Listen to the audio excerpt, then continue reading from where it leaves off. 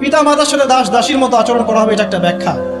এখন দেখুন এই জামানায় এসে সম্পর্কের মূল্যগুলো যেন কমে গেছে।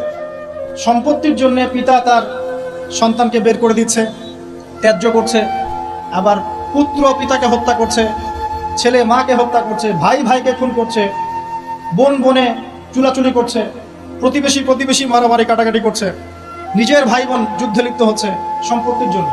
এবং এই প্রতিটা বিষয়ে আলামত কিয়ামতের আলামত। একটা উত্তর আগে দিয়ে রাখি, এখানে যে 2টা আলামত বলা হয়েছে এর সাথে ওই 10টা আলামত ব্যতীত, কিয়ামতের ওই যে 10টা বড় বড় আলামত, এগুলো ব্যতীত বাকি আলামতের বেশিরভাগই মিলে যায় এবং এটা চেইনের মতো মিলে যায়। এটা বোঝার জন্য আপনার ইন্টেলেকচুয়াল একটা নলেজ দরকার।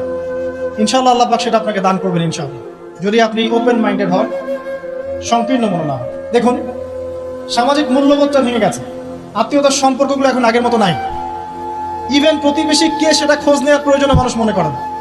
সামান্য রিজনে আমরা একে অপরকে খুন করতে দ্বিধা করছি না, ছিনতাই করতে, চুরি করতে, ডাকাতি করতে। মানে সামাজিক সম্পর্ক যেগুলো ছিল, একটা হৃদ্যতা ভালোবাসার বন্ধন, এটা কিন্তু আর নাই। খুব ভালো করে খেয়াল করে দেখেন, সামাজিক হৃদ্যতার বন্ধনটা আগের মতো নাই। এমনকি যারা দিন বোঝে, দিন ইসলাম বোঝে, তাদের মধ্যেও সম্পর্কগুলো দেখেন, তাদের ভিতরেও সম্পর্কের দৈন্যতা আছে। মুখে যতই ঐক্যের কথা বলুক না কেন, ভিতরে দেখবেন হিংসা, বিদ্বেষ, গীবত, তহমত, সমালোচনার অসুস্থ সংস্কৃতি লালন করছে। সম্পর্কের সেই আগের হৃদ্যতা, মাধুর্যগুলো এখন আর পাওয়া যায় না। এখানে বোঝানো হচ্ছে দাসী তার মনিবকে জন্ম দিবে, স্পেশালি পিতা মাতার সাথে দাস দাসীর মতো আচরণ করা।